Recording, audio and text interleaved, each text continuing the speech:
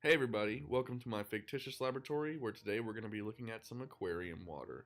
So you can already see some of the microscopic organisms that are inhabiting my aquarium, but just to give you guys a little backstory, the aquarium has some African dwarf frogs, some guppies, and also some ghost shrimp, and those are the only inhabitants in it. So what you see came from those.